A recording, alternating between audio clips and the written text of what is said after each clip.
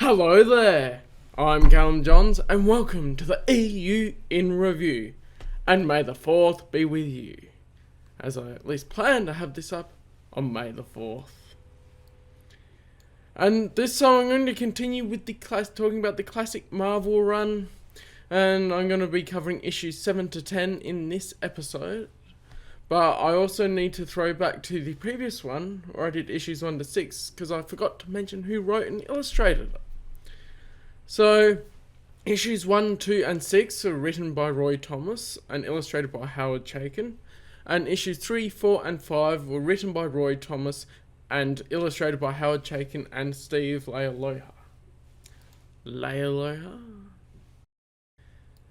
Anyway.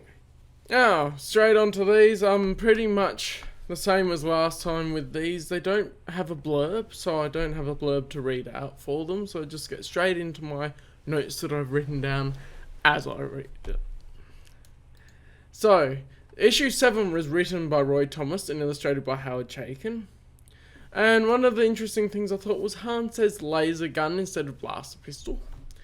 And that's on the cover. And Lan leaves Yavin, it looks like immediately after A New Hope, which makes sense. He leaves, take the money to Jabba. It also shows some snapshots of the Millennium Falcon flying past what must be other moons of Yavin, and some wreckage, which is cool. Oh, there's some funny looking statues in a domed city ruin sort of thing. It'd be interesting to have a bit more story on the other moons of Yavin. And there's some reference. Chewie's face looks better in some panels than others. I still have that inconsistent thing with the art. Some still look too much like a monkey, like they tried to draw an ape creature rather than an actual Wookiee. And page 4 sees the introduction of a different type of ship that's used by the pirates. Although it is odd that the pirate has a Star Destroyer, and I took a moment, I thought, wait, are these ships supposed to be TIE fighters or a different Imperial one? But no, it was a part of the pirate group. And it's interesting that even a fallen stormtrooper is with them. I'm just wondering, what's this story with this fallen stormtrooper?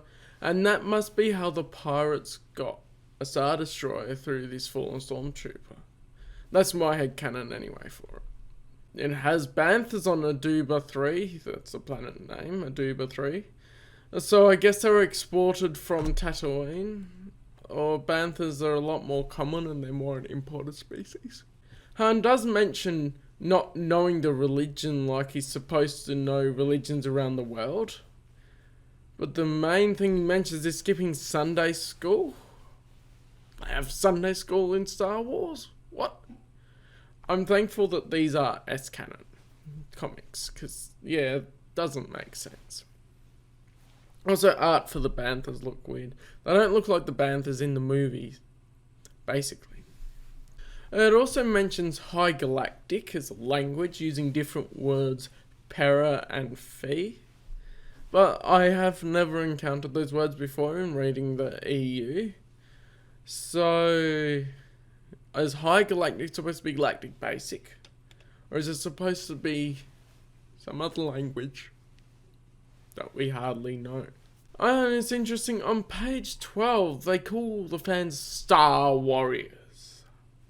So I guess, since it's in print, we have an official name for Star Wars fans, Star Warriors. Not that I'm that keen on that name, but yeah, there's an official name for that. And also on that page, it has the George Lucas actually was involved with planning out the story for the comics. So George Lucas had a direct hand in the expanded universe there. I like some of the dialogue between Han and Chewie. They nailed some of the humour that Han has, for sure. And it's funny how much of a player they depict Chewie to be. I have a picture up for that. Now on to issue 8, which is written by Roy Thomas and illustrated by Howard Chaykin and Tom Palmer. The other guys on the right, on the page 1, look like they wear the same outfit as Lucas A New Hope, which, yeah. It also mentions nectar, which must be a drink in the context that it's mentioned, but I don't remember encountering that elsewhere. I got another drink name. Chewie is awesome. There's an awesome 3 panels, I think, 3 or 4 panels, where he stands there, takes a couple of hits without moving, then retaliates and basically hits the alien out the window. It's great. It's also interesting how they basically introduced an echidna or anteater alien species that shoots quills at people. And I don't know why Han's shirtless for most of this comic. I don't get it. It's really weird how he's shirtless for most of this comic. And some of the colouring and lighting is weird as well. Like, they coloured his pants the same colour as his top half, so that it makes it look like he's fully nude, which is really weird. Also in this introduction is the introduction of the infamous Jackson the Rabbit. Whether you like him or hate him, he's introduced there. There's also a Jedi Knight, where it will be interesting to see how he actually survived Order 66, if of course he is a Jedi from the Old Republic and not someone who found a lightsaber. Which is cool. And there's the Star Killer Kid, which is a nice reference to the original name for Luke Skywalker. It's also interesting how Leia calls Luke Your Majesty. It's not how people usually refer to her in the movies or in later material, but other than Han being sarcastic about it, of course. And Luke goes off to search for a new base after Yavin 4. And this seems to be a bit of a different timing to in Rebel Force. So in Rebel Force actually stayed around for a little bit longer.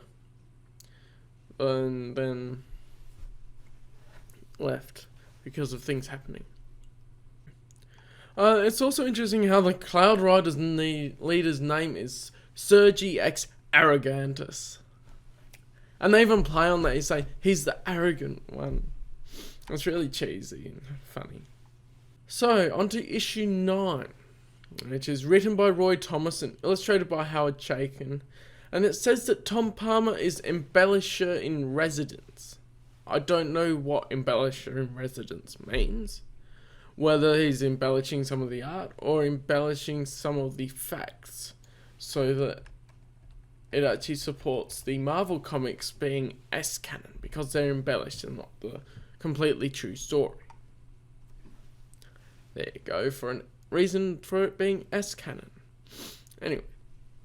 And later comics also have embellishers in credits and that. Jackson looks really buff on the cover. I thought that was funny, because in the comic he's quite lean and not buff. So I thought it was cool. The Jedi Knight, Don Juan Quixote, has medieval knight's armor and a lance, which is hilarious. And I think that his name, Don Juan Quixote, is a reference to Don Quixote, I think. Quixote, if you're gonna go with a really literal pronunciation, phonetically. Don Quixote, yeah, something like that, but that guy. So there's a difference between Don Juan Quixote.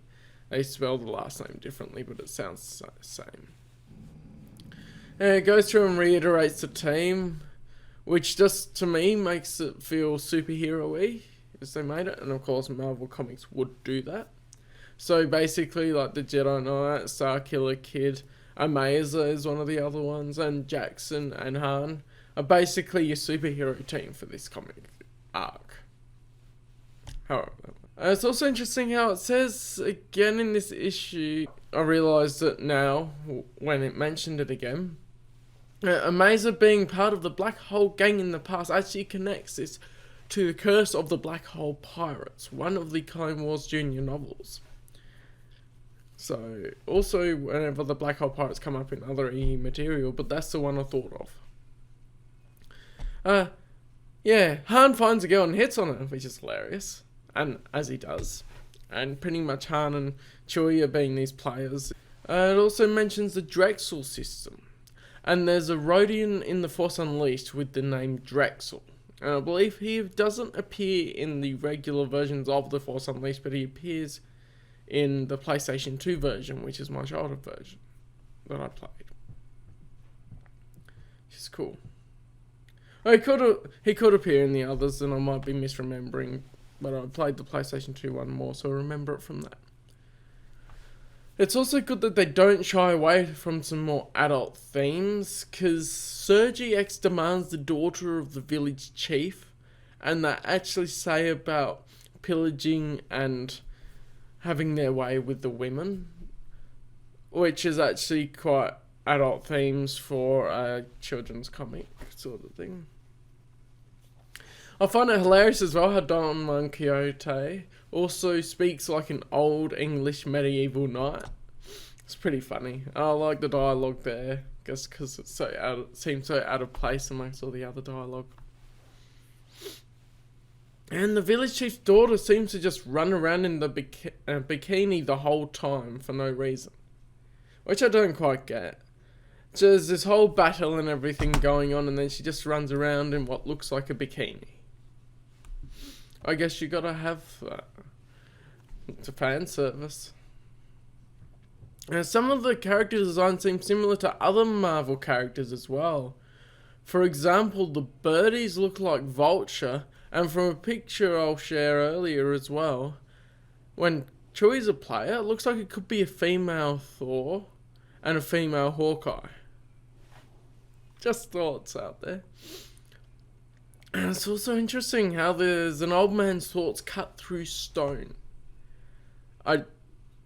Thoughts cutting through stone is how they describe it, and sort of they don't really show it. Just seems a bit out there to me.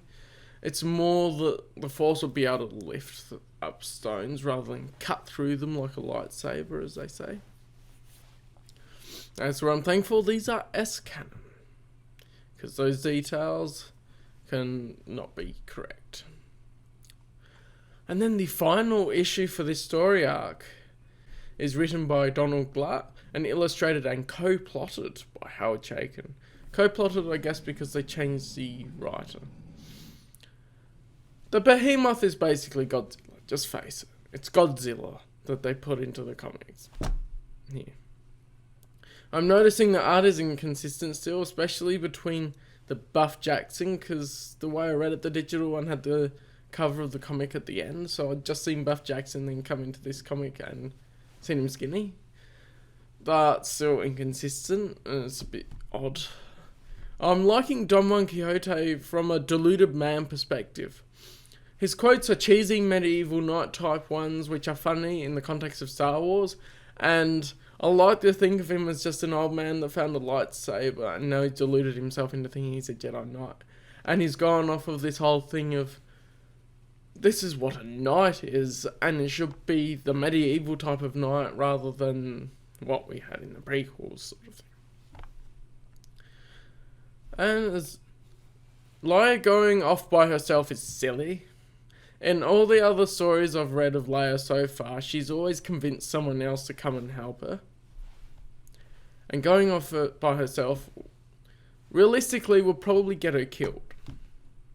And it's interesting as well that as early as this comic, it has Force augmenting physical abilities.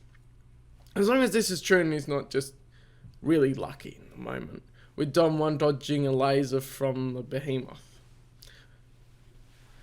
So yeah, there's that whole thing of, does he actually use the Force or doesn't he? I think it leaves it up for our interpretation as far as that goes. And I prefer to think he's deluded and just got lucky that he... And it's interesting on some of the letters shared by the producers of the comic, because I had the page where they showed some letters from the early ones, there seems to be a quite different perspective of the art and writing back in the 1970s. Perhaps the art was this quality at its peak at that time, but by today's standards, it's just not as good. And I'm not as keen on it as other art in comics now.